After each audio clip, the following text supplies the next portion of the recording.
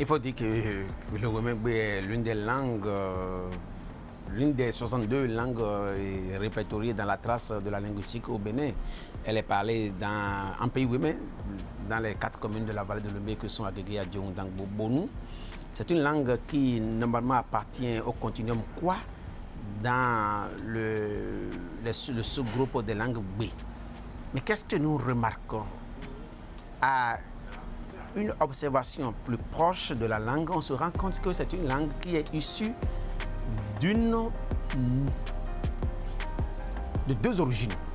Contrairement aux autres langues de l'espace court, de l'espace B, le Wemegbe est une langue composite. Elle a fini par se fondre en une seule langue, alors qu'au départ, les communautés en pays Wemé parlaient 2 langues.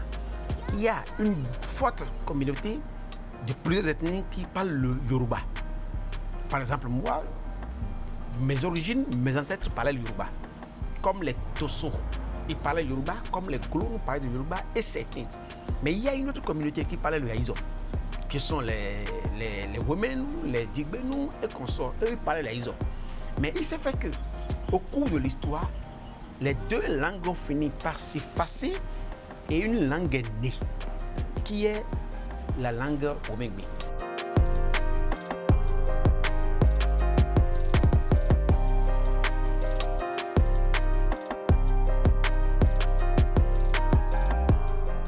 On sent que dans le vocabulaire, dans le lexique, il y a une forte résonance, un fort lexique de la langue, un grand lexique de la langue est purement Yoruba. Par exemple, quand vous prenez en Wemegbe, il y a des expressions qui ne se retrouvent pas dans les autres langues B, mais qui se retrouvent pleinement dans la langue Wemegbe, mais qui est purement de Yoruba. Par exemple, les Women, ils ont une apostrophe qui ont dit Yan. Le Yan en Wemé, c'est le trait par lequel le Wemé nous interpelle son vis-à-vis. Quand tu vois Yan, et quand se voit n'importe où, ils ont leur apostrophe, c'est le Yan. Mais Yan vient purement de Yoruba, qui est Eniyan, qui est l'homme. C'est Yao qu'on dit en Wemé.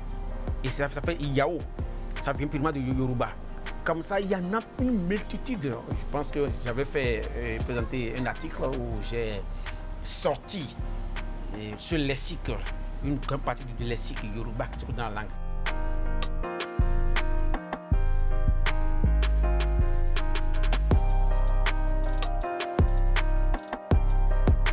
Le Wemé, c'est un peuple particulier qui n'est pas comme les autres peuples que nous avons pratiquement. Quand vous allez au nord, vous allez voir tous les Dindés qui sont là.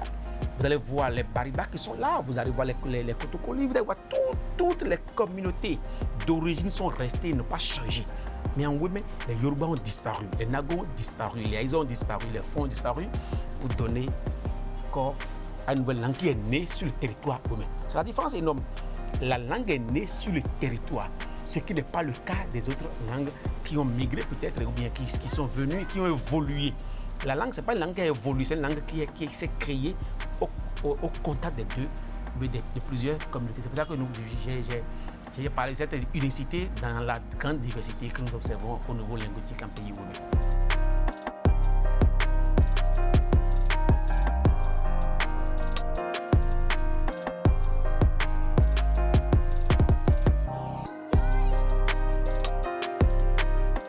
En pays Wemé, on ne parle qu'exclusivement le Wemegbe.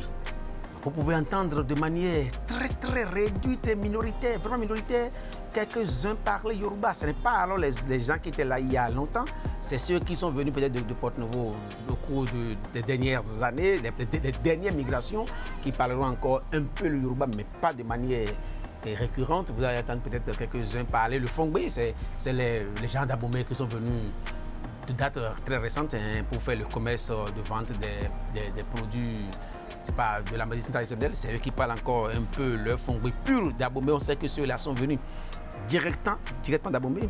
À part cela, vous pouvez entendre peut-être quelques petites minorités, quelques Toffins qui sont venus s'installer là, mais il ne faut pas partie de la communauté qui est née de la fusion dont je viens de parler tout à l'heure, cette diversité qui est devenue une unicité en pays Wemé.